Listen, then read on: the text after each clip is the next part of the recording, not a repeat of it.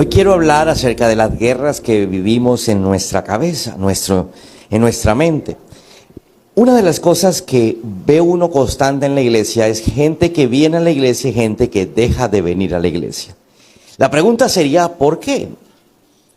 No vamos a sacar que no le gustó, vamos a hablar de los que verdaderamente nacieron de nuevo. Vinieron a una iglesia, recibieron el mensaje, como dice la parábola del sembrador que contó Jesús, recibieron el mensaje y atesoraron el mensaje en su corazón.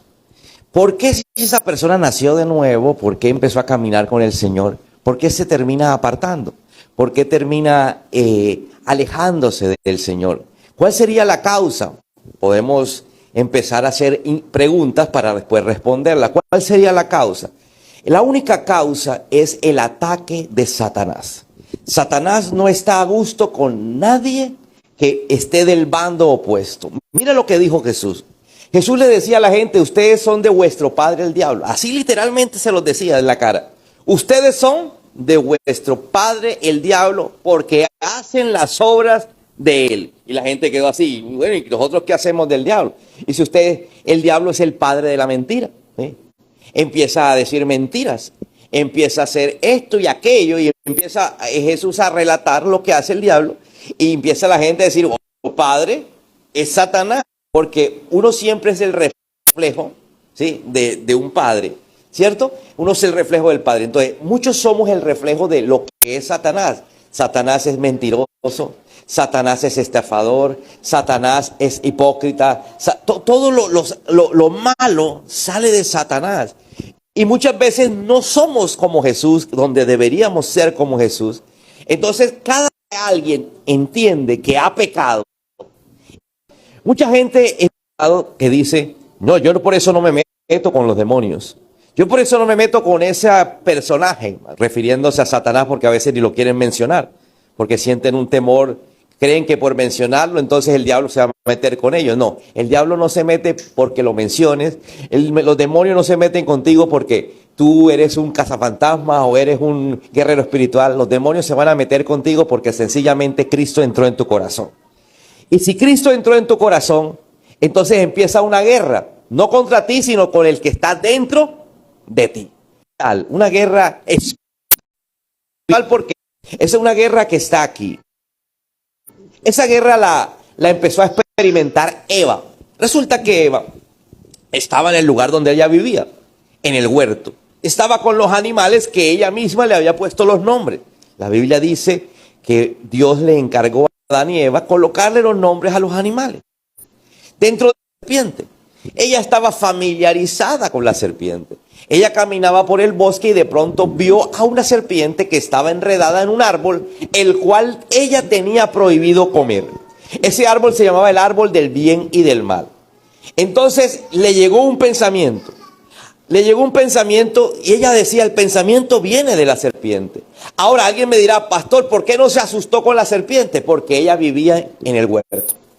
Si le aparece una persona, ella se asusta, porque la única persona que ella conocía era Adán, no existía más gente. Entonces tenía que aparecer algún animal, que eran los otros miembros del huerto, y dice que apareció fue una serpiente. Satanás ingresó en la serpiente.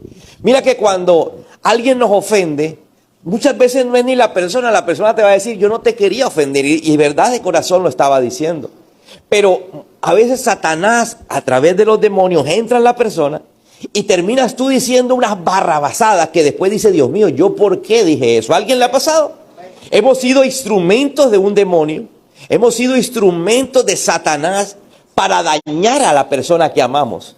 ¿Sí? A veces a la persona que más amamos la dañamos más porque nos dejamos usar todos. Yo no estoy diciendo que si eres cristiano no vas a ser instrumento de Satanás. Todos terminamos siendo en algún momento instrumento de Satanás porque nos dejamos usar por él para dañar a otras personas. Bueno, entonces Eva ve a Satanás, pero lo ve es a través de una serpiente. Y esa serpiente le dice en la mente a Eva, porque las serpientes no hablan, la serpiente no le habló a Eva, le dijo a la mente a Eva, Eva, ¿por qué no comes de este árbol? Y resulta que ella misma se contesta y dice, yo no puedo comer de ese árbol porque Dios prohibió que comiéramos de ese árbol. Entonces dice la serpiente, pero le dice al pensamiento, ¿por qué no te preguntas por qué no puedes comer del árbol? ¿Por qué no te haces una pregunta, Eva? ¿Por qué puedes comer de todos menos de ese? ¿Tú no creerás que de pronto Dios tiene una mala intención con prohibirte comer del árbol? ¿No será que la mala intención de Dios es que si tú comes del árbol, entonces tú eres igual a Dios? Y Eva dice, posiblemente. Mira todas las ideas que empiezan a llegar a la mente de Eva, así como muchas ideas empiezan a llegar a la mente del ser humano. Y entonces ella dice, oye, dice que lo miró y dice que lo vio bueno para comer, agradable. Y dijo, voy a comer. Y viene y toma el fruto y come, y ahí pierde la salvación. Porque los primeros seres humanos, Adán y Eva, fueron creados eternos. Ellos perdieron la salvación. Nosotros fuimos creados y no somos eternos. Podemos tener la salvación que perdió Adán y Eva a través de Jesucristo. Entonces vienen ellos y pierden la salvación porque sencillamente cedieron a una tentación que estaba aquí en la mente, a una guerra que estaba aquí en la mente, un conflicto entre ¿será verdad lo que Dios dice o es pura especulación? Fíjate que tenemos ese conflicto cada momento. Cada rato tenemos conflictos. ¿Será que esto lo debo hacer? Por ejemplo, en la iglesia nos enseñan lo que dice la palabra. ¿Qué dice la palabra? La palabra dice que uno debe tener relaciones en el matrimonio. Viene el diablo y te pone pensamiento. ¿Y por qué en el matrimonio? ¿Por qué no lo puedes hacer fuera del matrimonio? ¿Por qué no lo puedes hacer en la adolescencia? ¿Por qué? Porque es que Dios sabe que eso te va a gustar y va a ser agradable a ti. Lo que pasa es que Él es malo. Y todos esos pensamientos te llegan a la mente y terminas cediendo. Y cuando terminas cediendo, Satanás gana terreno en la vida de uno. Podemos así hablar de cualquier otra cosa. ¿Cuál es el propósito de Dios? Que permanezcamos en la relación, en el matrimonio, ¿sí? En la unión que tenemos. Entonces, ¿qué hace Satanás? Satanás entra en el corazón de una mujer herida y le dice, oye, no es bueno que tú andes con este hombre que a cada rato te está maltratando, dañando tu corazón. Cada rato tiene algo para que tú tengas motivos para que desistas de esta relación, de este matrimonio. Entonces la persona empieza a pensar, dice, oye, es verdad, ¿por qué me voy a dejar? Y empieza el feminismo, ¿por qué me voy a dejar maltratar? No es que te estés dejando maltratar, es que simplemente puede haber un perdón y una nueva oportunidad. Sí, pero entonces la idea es esa. La idea es que Satanás ataca, ¿para qué? Para deshacer un matrimonio que puede tener solución, que puede tener momentos más felices que amargos. Entonces siempre Satanás va a coger la verdad. ¿Cuál es la verdad? Lo que dice la Biblia. Y va a tratar de cambiarla por una mentira. Por eso él es el padre de mentiras. Pero las mentiras siempre van a sonar verdad. Siempre una mentira va a sonar bonita. Es más, las mentiras suenan más bonitas que la verdad. Porque la verdad trae muchas veces una prohibición. ¿Verdad? Por ejemplo, ¿qué piensa una mujer cuando tiene una relación estable y se va a vivir con esa persona? Que esa persona le sea fiel. Esa es la mentalidad de la persona, ¿correcto? Eso es lo que ella espera. Yo no creo que una mujer se vaya a vivir con alguien esperando que le sean infiel. No creo eso. No creo que diga, bueno, vamos a ver hasta cuándo y cuando me seas infiel te vas. No, por más que haya infidelidad, las mujeres siempre están esperando que haya fidelidad. Y ese es su estándar. Entonces, ¿qué pasa? Viene el enemigo, el demonio a través del pensamiento del hombre, y le empieza a mostrar cómo caer, cómo tropezar. ¿Cómo? Vamos a hacer un ejemplo cotidiano y rápido. En la casa estás de pelea, la señora ni te voltea a mirar. ¿Qué es lo primero que el diablo hace con el hombre? Mira a esa muchacha sí te sonríe. Mira que ella no te sale con groserías como te salió de tu mujer. Mira que si tú a ella le dices algo, ella se ríe. Y tu mujer dice que tus chistes son hueseros. Entonces empiezas tú, oye, ¿verdad? ¿Sí? Es verdad.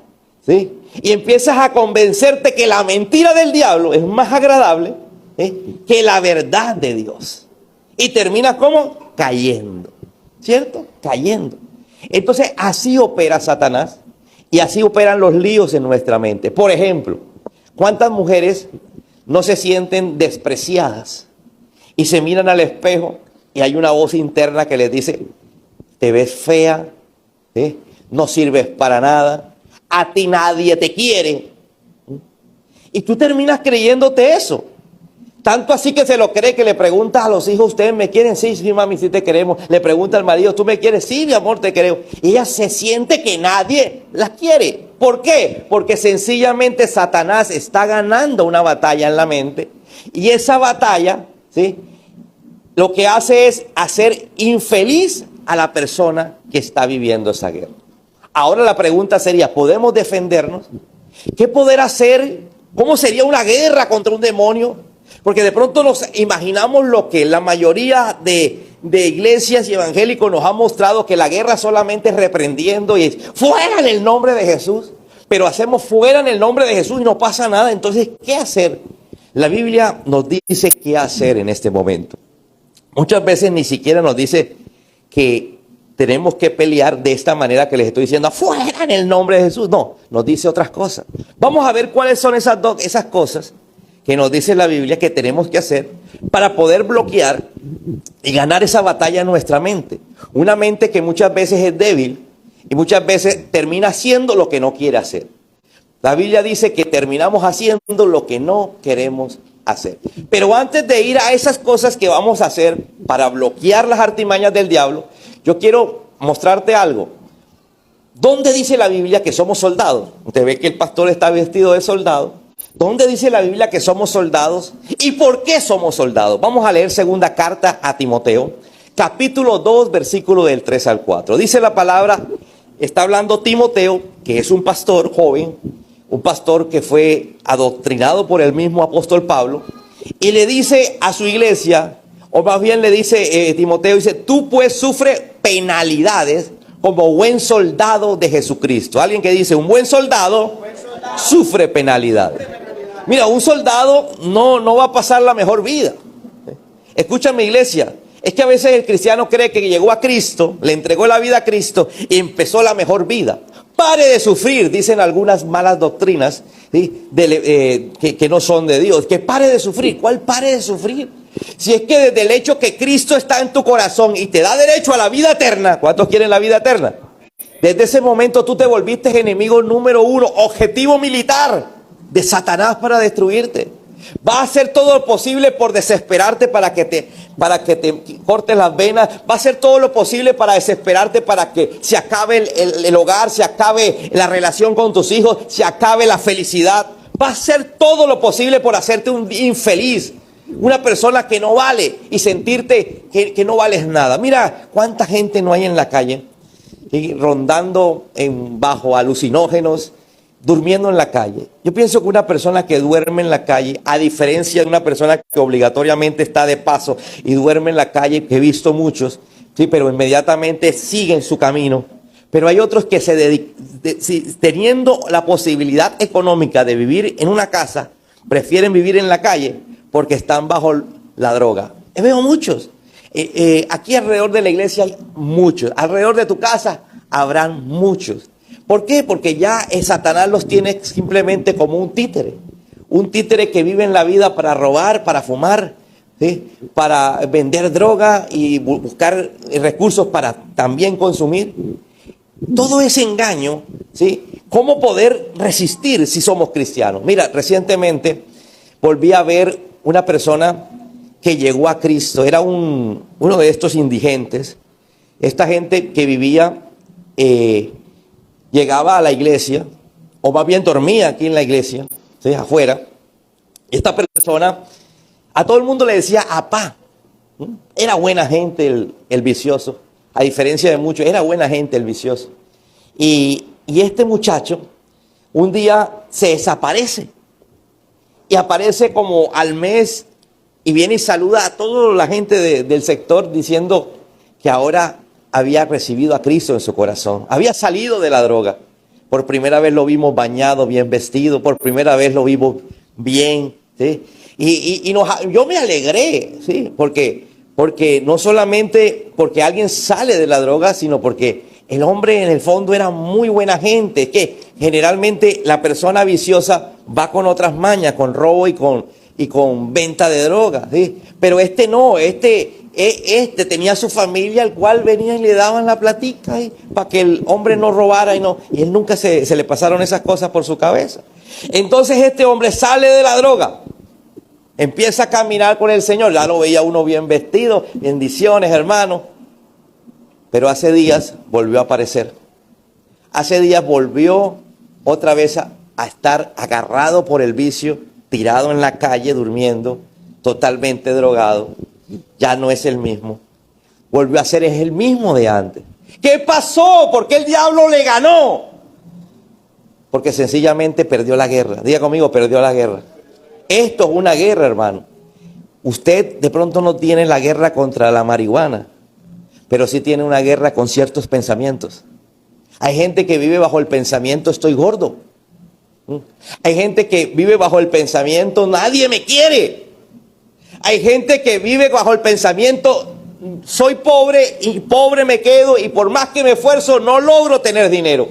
Hay gente que vive bajo el pensamiento que soy infeliz y siendo que la gente lo quiere hacer feliz, los seres amados lo quieren hacer feliz. Entonces este hombre perdió la guerra. ¿Yo qué quiero con esta prédica? O más bien Dios, ¿qué quiere que yo le transmita con esta prédica? A ti y a mí. Sencillamente que no perdamos la batalla, como muchos la están perdiendo. Muchos están desertando por diferentes razones, perdiendo la guerra contra Satanás. Entonces dice que somos soldados y ninguno que milita se enreda en los negocios de la vida. Mira lo que dice ahí el apóstol Timoteo, o más bien el pastor Timoteo. Ninguno que milita se enreda en los negocios de la vida. Diga conmigo, si tú estás en Cristo, tú no puedes enredarte ahí en cosas raras en el mundo. Amén. A fin de agradar a aquel que lo tomó por soldado. ¿Quién te tomó a ti por soldado? A mí me tomó Jesús. Jesús me tomó por soldado y yo lo quiero agradar a Él. Entonces, a fin de agradarlo a Él, no me voy a enredar en las cosas del mundo, sino voy a permanecer para Él y vivir para Él. ¿Alguien está conmigo? Amén. Mira lo que dice el Evangelio de Lucas, palabras del mismo Jesús. Lucas, un doctor médico de profesión, escribe este relato y dice, y decía a todos, ¿quién? Jesús. De Jesús era el que decía a todos, si alguno quiere venir en pos de mí, ¿cuántos quieren ir en pos de Jesús? Niéguese a sí mismo. Tome su cruz cada día y síganme. Mira, aquí está el secreto. ¿Quieres venir en pos de Jesús? Entonces tienes que negarte a ti mismo. ¿Negarme a qué? A mí yo. Dígame una cosa. Los pecados, a todo el mundo le gustan los pecados. Uno no va a decir que los pecados son aburridos. Uno no va a decir, es que los pecados no me gustan. A todos a uno, pastor, que a mí no me gusta la droga. Bueno, pero a ti, porque no eres drogadicto. Pero a ti te gustan otras cosas que son pecados.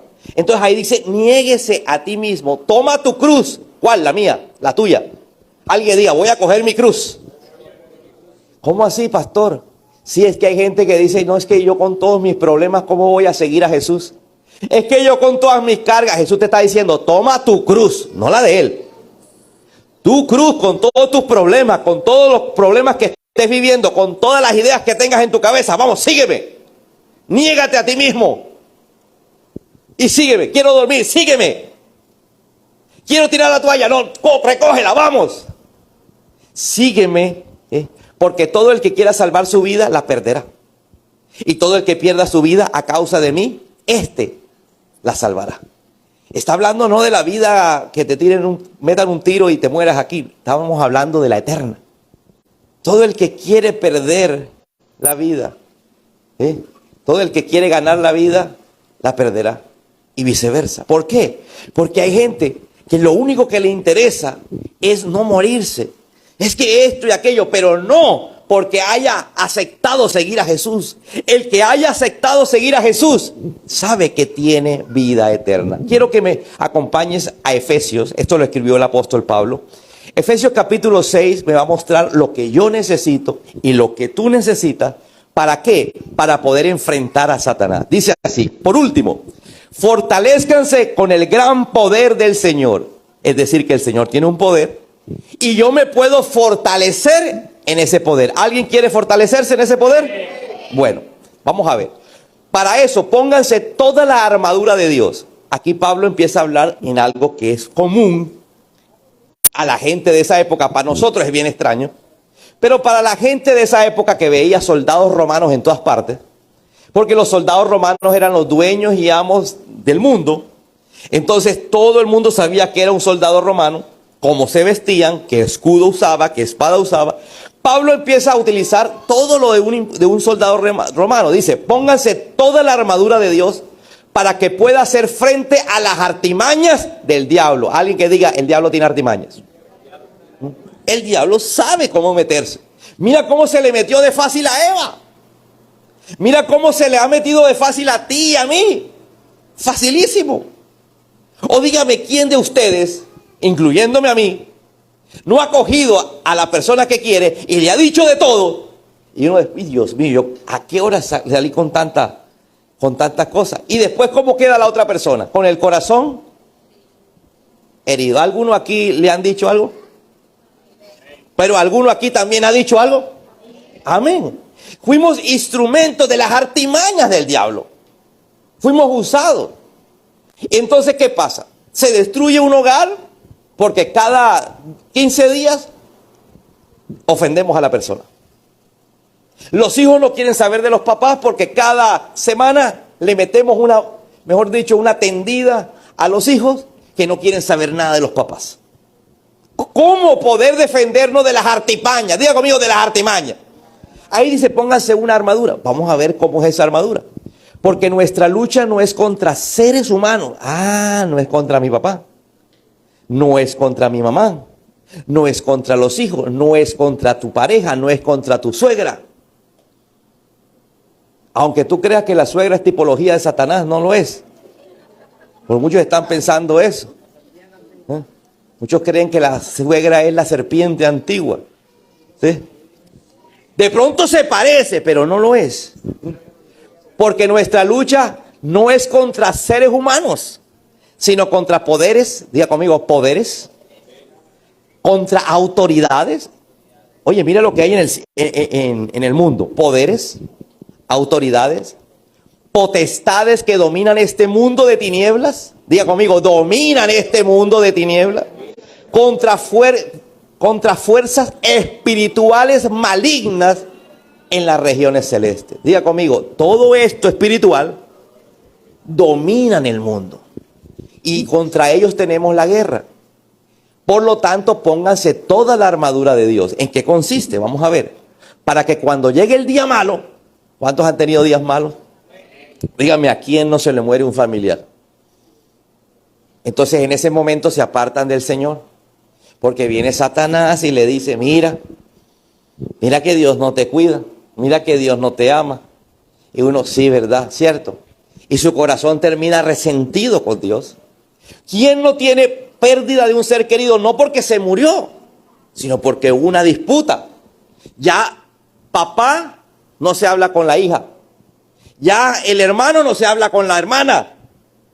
Entonces en ese momento, ¿qué pasó? En ese momento le llega a los oídos, a la mente de la persona. Oye, mira, a ti te tratan mejor los extraños que tu propia sangre.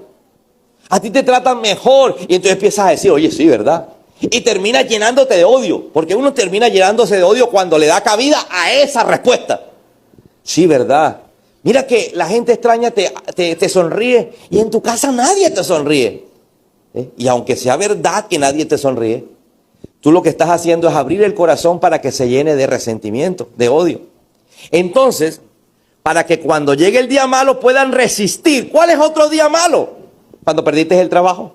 Imagínate, una persona pierde un trabajo y a veces duran 6, 7, 8 meses. ¿Qué días me contaba una persona que llevaba 6 meses sin encontrar trabajo hasta que lo consiguió a los 6 meses y 15 días? ¿Usted sabe qué es 6 meses? O sea, 13 quincenas sin recibir. ¿Ah? Si usted no mira, usted el 14 ya no tiene plata para el 15. Ese es un día malo. Ahora, otra persona puede decir, mi día malo fue el día en que mi papá se fue de casa. El día malo mío fue el día que me abandonaron. El día malo fue el día que el doctor me dijo, me enfermé y no tiene remedio. Tarde o temprano te mueres. Yo no sé cuál es tu día malo, pero lo que Dios quiere decirte es, puede haber una defensa para ese día malo, para que no te apartes. Porque caemos bajo las artimañas del diablo y terminamos apartados. Y cuando terminamos apartados perdemos la vida eterna. Algunos me dirán, pero ¿qué importa la vida eterna? Si te pregunto, ¿qué importa la plata si tenemos la vida eterna? ¿O qué importa la salud si tenemos la vida eterna? Y alguno me podrá decir, pastor, pero ¿y si la vida eterna resulta ser mentira? ¿Alguno se ha preguntado eso? Yo le contestaría lo siguiente. Si usted creyó en la vida eterna y listo, la vida eterna era mentira, ¿qué perdió usted? Nada, ¿verdad? Pero digamos que la vida eterna sí era verdad y se fue para el infierno. ¿Qué perdió usted entonces? Todo. ¿Cierto? Entonces la Biblia dice, manténganse firmes. ¿Dónde están los soldados? Manténganse firmes, ceñidos con el cinturón de la verdad. Mi esposa explicaba que el cinturón de la verdad, o el cinturón, perdón, era el que sostenía la túnica. ¿Sí? Y paso servía para meter la espada. Y de paso servía para sostener la pechera. Bueno, la pechera de perro. Se olvidó el nombre. La coraza. La coraza. Entonces, el cinturón de la verdad. ¿Por qué verdad? Diga conmigo, ¿por qué verdad? Porque lo que primero tengo que yo ponerme en mi vida es la verdad. Vamos a ver quién es la verdad. Veamos lo siguiente. Veamos este texto bíblico.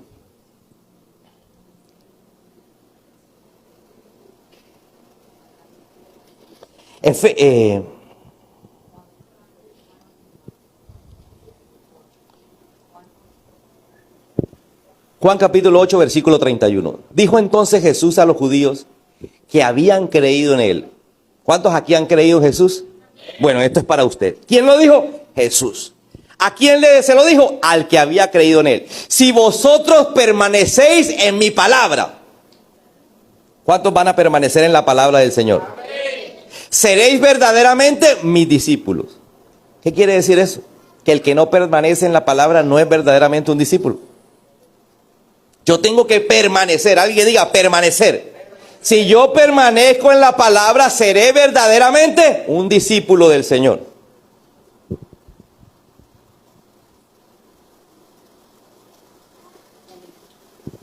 Dijo entonces Jesús a los judíos que habían creído en él: si vosotros permanecéis en mi palabra, seréis verdaderamente mis discípulos y conoceréis la verdad y la verdad me hará. ¿Quién es la verdad? Jesús. La palabra de Dios es la verdad. Entonces, ¿qué es lo primero que me tengo que poner para resistir las artimañas del diablo? Tener la verdad. Es decir, una relación con Jesús. Yo no puedo pretender resistir al diablo si yo no tengo una relación. Es lo primero que me tengo que poner todos los días. Es la verdad. ¿Y cuál es la verdad? La palabra, Jesucristo. Entonces, vámonos a la verdad. ¿Qué dice Dios acerca de cómo es la vida eterna? Es para aquellas personas que han recibido a Cristo en su corazón y han aceptado su condición de pecadores, sabiendo que la sangre de Jesús limpia todo pecado y te da derecho a la vida eterna. Aparecen las mentiras. ¿De quién? Del diablo. Lo primero que te pones tú es la verdad. Viene el diablo y te trata de cambiar las cosas. Eso no es así. ¿Cómo así que a través de la sangre de Jesús? Mira que la mayoría de creencias, muchas veces está Jesús presente, pero Jesús no es lo más importante. Vámonos, por ejemplo, a los musulmanes. Hoy por hoy los musulmanes es la religión más difundida en el mundo entero. De pronto aquí tú no te vas a encontrar un musulmán. ¿Sí? Poquitos, algunos árabes que tú consigues. Pero no te lo vas a encontrar como si te lo vas a encontrar en Estados Unidos. Hoy son los que más profesan esa religión, la mayor cantidad de personas. Ellos niegan a Jesús. Ellos lo único que aceptan es que Jesús fue un profeta. Entonces esa persona ya no está en la verdad. ¿Por qué? Porque me están negando que el principal aspecto para la vida eterna no es él. No, es un profeta, es una persona. Claro, lo reconocen como alguien muy sabio, muy entendido. Tú dices, ay, sí, pero no es Dios, no el Hijo de Dios. Entonces te van cambiando la verdad. Nos vamos a algo más cercano, a lo cotidiano. Aparece un testigo de Jehová en tu casa tocándote la puerta, hablándote de Dios. Pero para ellos Jesús es un profeta. Para ellos Jesús no es el Salvador del mundo. Pastor, ¿cómo? ¿Y ellos tienen la Biblia? Sí, cada vez que tú te vayas a la Biblia de ellos, que es el Nuevo Mundo, te vas a encontrar que todos los vocablos que tienen que ver con Jesús los cambian. Para que Jesús no se vea el Señor, para que Jesús no sea el Salvador, para que Jesús no sea el Redentor. Entonces aparecen las artimañas del diablo para hacer que la gente no reciba a Cristo. Entonces colócate tú el cinturón de la verdad. Tú sabes que la verdad es Jesús, que a través de Jesús es que viene la salvación. ¿Cuántos dicen amén a eso? Segundo, dice que fuimos protegidos por la coraza de justicia. Era el segundo ingrediente. Después de habernos puesto el cinturón, dice que se ponían la coraza. ¿Qué es eso de la coraza de la justicia? ¿De dónde sacó Pablo esa palabra? Vamos a ver qué dice Isaías 59. Dice, pues de justicia se vistió como uno de coraza. Está hablando el profeta Isaías que Dios se vistió, ¿sí?, de justicia como una de coraza. Una coraza es algo que no permite pasar, ¿sí? Una coraza es algo que protege. Una coraza es algo que es impenetrable. Entonces mira lo que Dios está diciendo. Justicia, diga conmigo justicia. Y se pregunta uno, ¿cuál es la justicia de Dios? ¿Alguien se ha preguntado cuál es la justicia de Dios?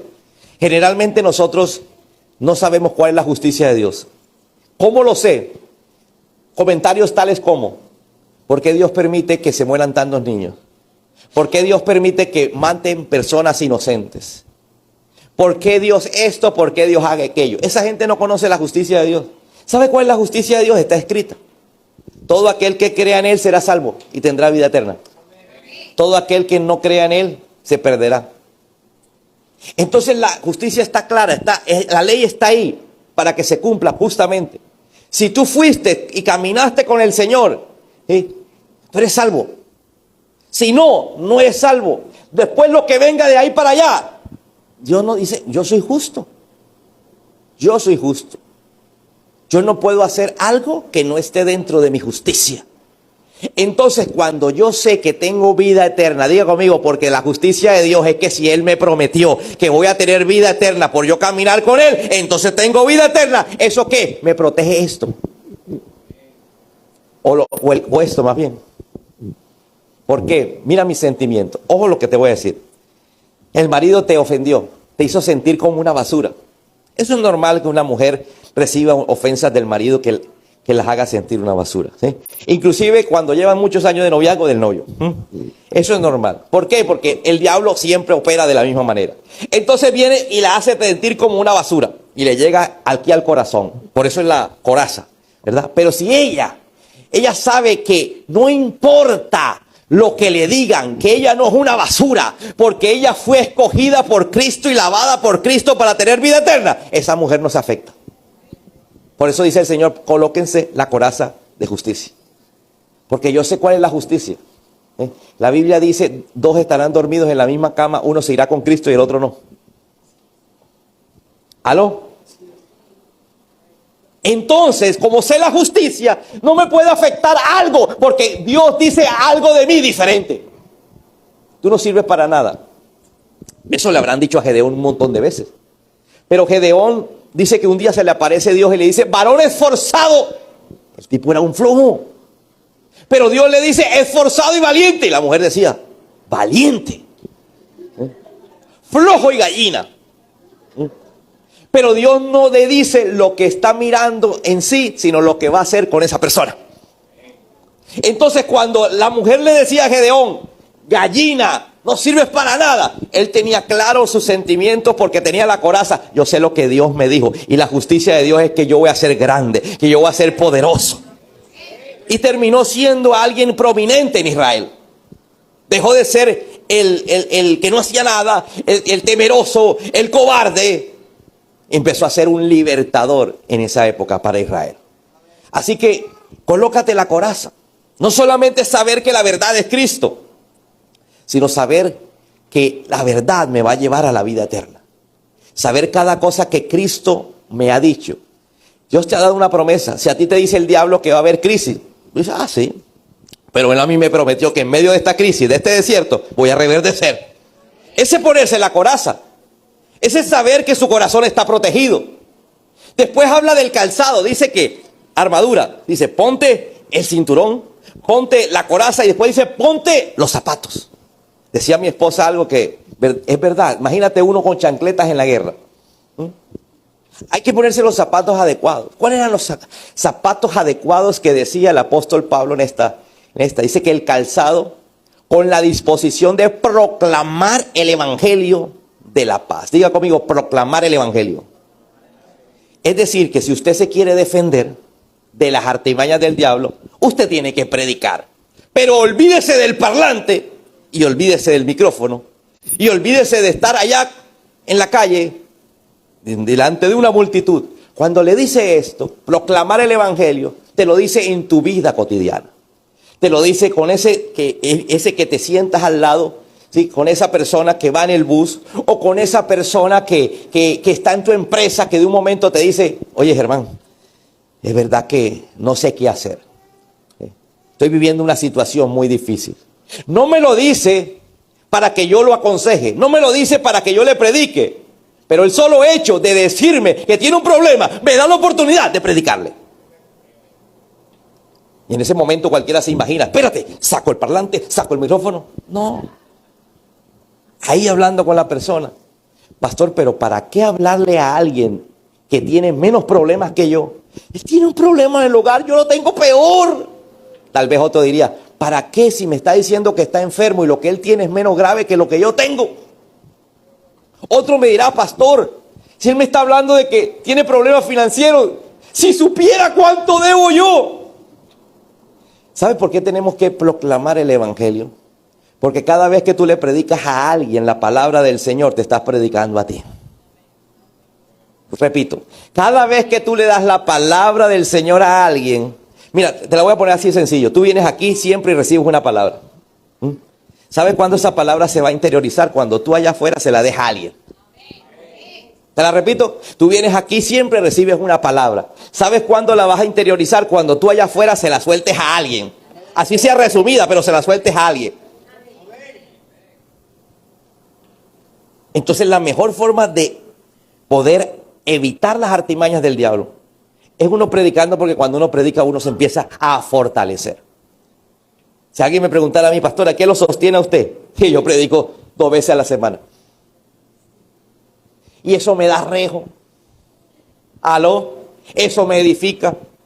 Cuando yo salgo a mi vida laboral, a mi vida familiar, a mi vida normal, en los momentos diferentes a que estoy predicando, estoy viviendo problemas que necesito de esos mismos mensajes que he predicado.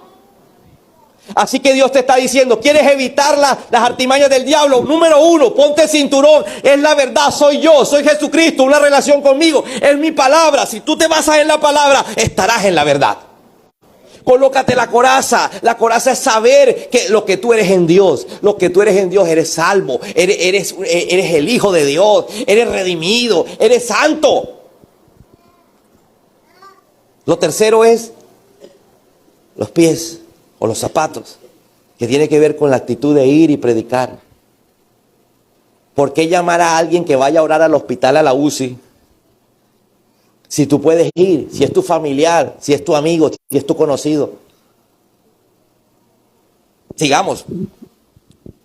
Isaías 52. ¿Qué dice Isaías? El profeta Isaías dice de parte de Dios, cuán hermosos son sobre los montes los pies del que trae alegres nuevas, del que anuncia la paz, del que trae nuevas del bien, del que publica salvación, del que dice a Sión, tu Dios reina. Mira lo que está diciendo acá, que los pies son hermosos de la persona que va. ¿Por qué? Porque necesito los pies para ir.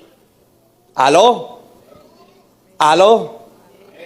¿Por qué llamar al pastor para que vaya y eche un demonio del vecino tuyo si tú estás al lado del vecino? Y tú puedes soltar una palabra ahí y echar fuera ese demonio. Pastor, pero es que si el demonio me coge, que te coja, que así aprendes. Uno tiene que empezar por algo. ¿Aló? Uno tiene que empezar. Yo recuerdo la primera vez que oré por alguien, se murió. Uno tiene que empezar por algo.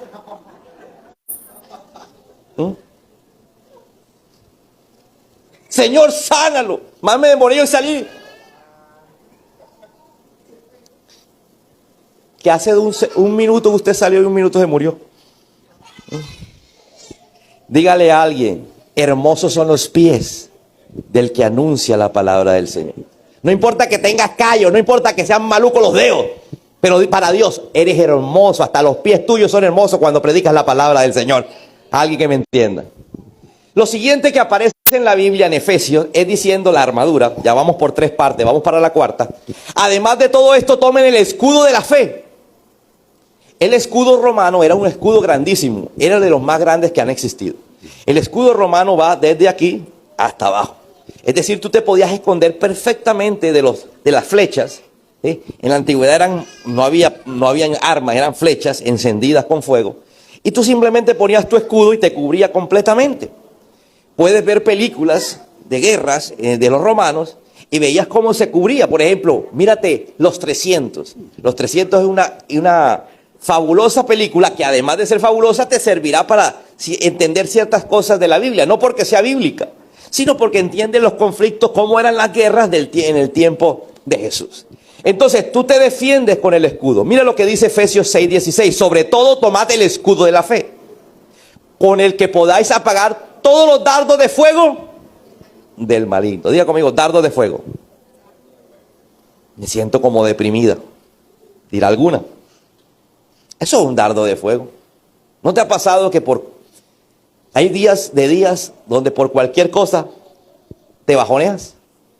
¿Cierto? ¿Cuántas son honestas? A ver, levanten la mano. Sí, pastor, eso es conmigo. Ah, bueno. Eso está bien. ¿Cuántas mujeres de pronto no se sienten solas? Eso empieza la soledad. Y la soledad las atormenta. Eso es un ataque del diablo. Pero ahí dice que utilizad ¿qué? ¿El escudo de qué? Porque el diablo te dice, te vas a quedar para vestir santos. Las casadas saben que es mejor desvestir santos en la iglesia, ¿verdad? Eso dice mi esposa. Porque la Biblia dice que nosotros somos santos por la sangre de Cristo. Aunque la mujer diga que no somos santos, fuimos santificados por la sangre de Cristo. ¿Aquí dónde están los santificados por la sangre de Cristo? Entonces, cuando yo era soltero, yo escuché eso. Es mejor desvestir santos que quedarse para vestir santos. El que entendió, entendió, y no. Siempre hay uno que no entiende los chistes. Continuemos. Bueno, continuemos. La siguiente cita, por favor. Tomen el casco de la salvación. Ya vamos por cinturón, coraza, botas, escudo. Ahora viene el casco. Diga conmigo el casco. Alguien que diga casco. ¿El casco de qué? Mira lo que dice. Jehová es mi luz y mi salvación. ¿De quién temeré? Si yo sé que soy salvo, ¿por qué temer? Diga conmigo, si yo sé que soy salvo, ¿qué miedo le tengo a que me maten? Mira, hasta que a ti no te pase esto, tú no entenderás qué es la salvación. Una persona que sabe qué es la salvación, no le importa que lo maten. Mira lo que dijo Pablo, morir es ganancia, porque lo iban a matar. ¿Morir es qué? Ganancia, ¿pero para quién? Para el que sabe que va a ser salvo. Entonces, cuando uno sabe que va a ser salvo porque camina con el Señor, entonces no va a temer. ¿Aló? Mira lo que sigue diciendo. Jehová es la fortaleza de mi vida. ¿De quién he de atemorizarme? Mira, la persona que es una persona salva, sabe que es salvo. Hay gente que no sabe y no le importa que sea salvo o no, ¿sabes? Pero a nosotros nos tiene que importar, porque lo más importante de venir acá no es que usted sea prosperado económicamente, no es que usted sea feliz en el matrimonio, es que usted sea salvo. Amén. Y si usted es salvo, ¿por qué va a atemorizarse? Diga conmigo, no me voy a atemorizar. Entonces, el casco me protege mis pensamientos. Esos pensamientos que cuando viene el día malo, la acechanza del diablo, hacen que yo permanezca firme.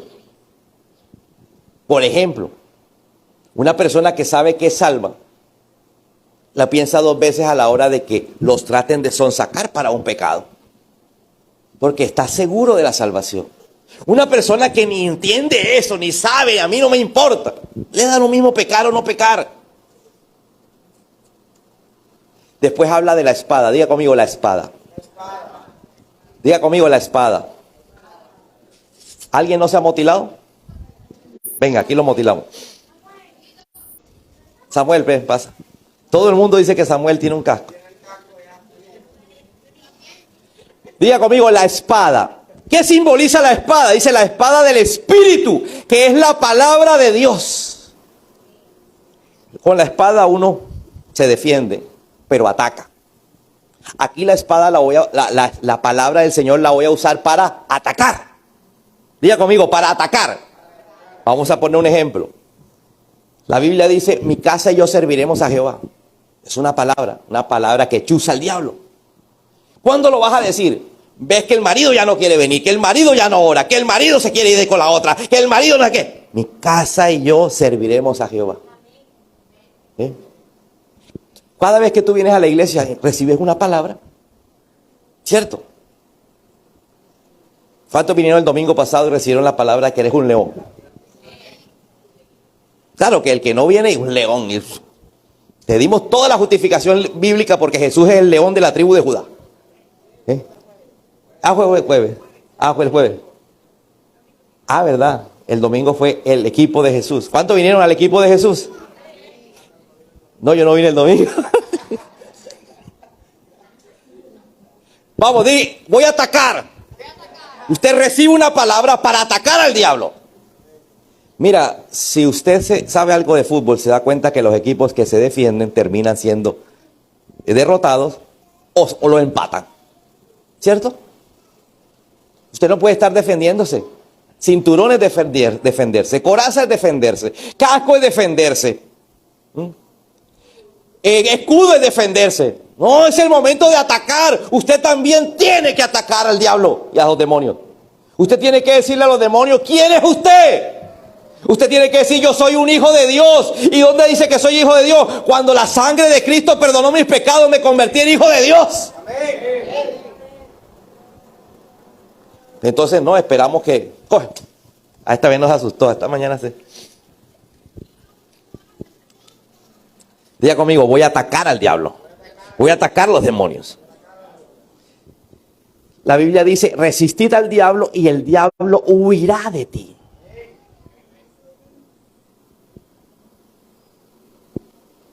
Usted puede ser muy desesperante, pero eso no desespera al diablo. Te lo repito, usted puede ser muy desesperante y todo el mundo se va alrededor suyo, pero eso no echa al diablo ni a los demonios. Echa a todo el mundo, menos a ellos. Para resistir al diablo tienes que también atacarlo y empezar a proferir cada palabra, a decir, mire, diablo, demonio, yo voy a reverdecer. Puede ser que hasta el momento, estamos a marzo, se está acabando marzo y no veo nada, todo puro desierto, pero la palabra del Señor dice que voy a reverdecer este año. No es el año entrante, voy a reverdecer. Eso es como tirar bombas en el campo enemigo. Amén. Mira lo que dice Hebreos capítulo 4, versículo 12, porque la palabra de Dios es viva y eficaz. Y más cortante que toda espada de dos filos. Diga conmigo, viva y eficaz. ¿Por qué cuando usted viene a la iglesia siente que le cae la palabra? Porque es viva. A mí me da, a veces, al principio no lo entendía, ya después lo entiendo. A veces uno sale y se encuentra con personas que escucharon la palabra y dice, ay sí pastor, porque usted me dio esta palabra y esto y esto. Y yo, ¿cuándo dije eso? O sea, ellos entendieron otra cosa. Porque la palabra es viva. Diga conmigo, viva. Correcto. Es tan viva que a ellos les dijo lo que ellos tenían que escuchar. Al principio dije, este hermano estaba perdido. No, es que después me di cuenta que la palabra es viva. Por eso cada vez que usted viene y trae a alguien nuevo a la iglesia, piensan que nosotros estamos predicando a él y que el que lo invitó me dijo todo lo que estaba viviendo para que esa persona dijera, ay, me predicaron a mí. No, no, es que la palabra es viva. Usted deja de venir unos días, vuelve y preciso le cae la palabra porque es viva. Dice eficaz y más cortante que un cuchillo o una espada de doble filo, que penetra hasta partir el alma y el espíritu, las coyunturas y los tuétanos, y discierne los pensamientos y las intenciones del corazón. Cuando usted empieza a soltar palabra, usted empieza usted mismo a cuchillarse, porque es de doble filo. Usted mismo se da. Por eso le digo, usted hable palabra. La Biblia, ¿qué dice? Dice, meditad en la palabra de día y de noche. Diga conmigo, de día y de noche. Eso dice Josué capítulo 1, versículo 8. Dice, entonces Él hará prosperar tu camino y todo te saldrá bien. Porque cuando usted empieza a soltar palabra, no solamente ataca al enemigo sin meterse usted, porque tal vez usted ni lo está mencionando, pero usted al decir 2023, año de reverdecer en medio del desierto, el diablo le da retorcijones y dolor de colon. Usted que está escuchando la palabra de hoy, usted pregúntese por qué hay tantas sillas vacías. Es sencillo. Mira este mensaje. Resulta que las personas que más flojas están, las que más deberían escuchar el mensaje, ¿cómo resistir las artimañas del diablo? No pudieron venir. Porque el diablo se va a oponer. Esto es espiritual, todo es espiritual. El diablo no quiere que tú seas feliz. El diablo no quiere que tú te gradúes, el diablo no quiere que tú tengas dinero, el diablo no quiere que tú tengas nada. El diablo quiere que tú estés enfermo, que estés llevado, que estés triste. El diablo quiere que tú te conformes. Ponme cachos, pero no me dejes. ¿Cuántos no dicen así?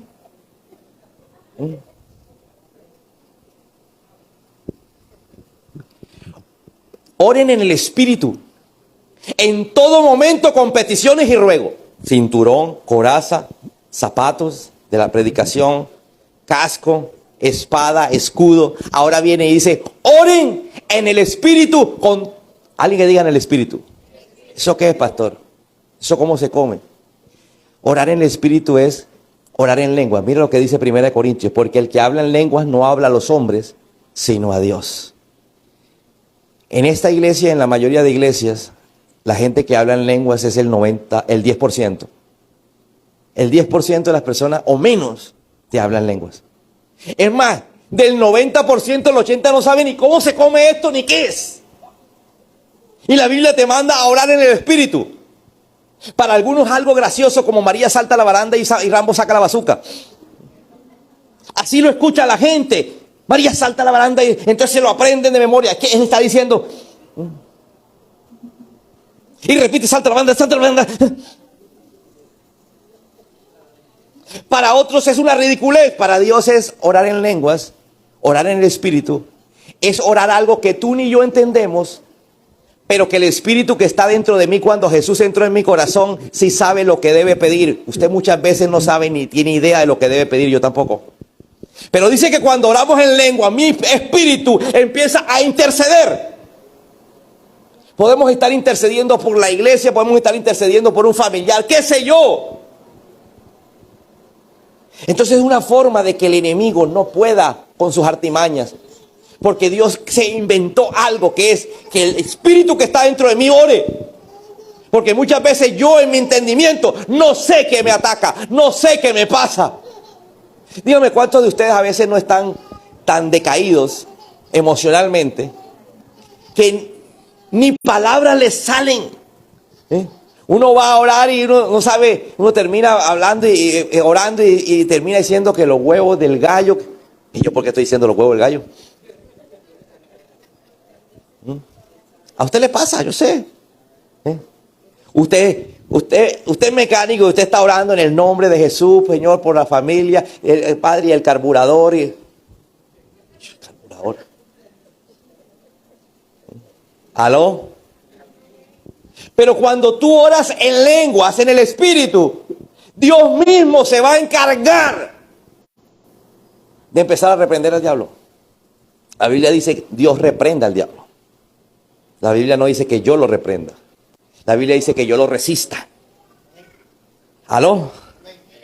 Yo lo resisto y lo ataco ¿cuándo? Cuando empiezo a soltar palabras. Mi casa y yo serviremos a Jehová. Yo no acepto que este esté por fuera de la congregación. No, mi casa y yo serviremos a Jehová. Porque el diablo siempre va a atacar. Los enemigos más grandes los tienes en tu propia casa. Duerme contigo. Manténganse alerta, sigue diciendo Efesios al apóstol Pablo. Manténganse alerta y perseveren en oración por todos los creyentes. Aquí viene otro secreto. ¿Cuántos quieren defenderse? Para defender hay que orar por otros. Cuando el diablo te vea orando por otros creyentes, el diablo va a decir, este ya murió a su yo. Y todo el que muere a su yo es peligroso para el diablo. Diga, orar por otros creyentes. Ay no, pastor, sí. Tanto problema que yo tengo como para estar hablándole a otro. O ahora, peor aún, orando por otro. Porque ahorita te hablé de ir, los zapatos, ir a predicar. No solamente le hablaste a ese compañero de trabajo, sino que en tu oración vas a orar por el compañero de trabajo.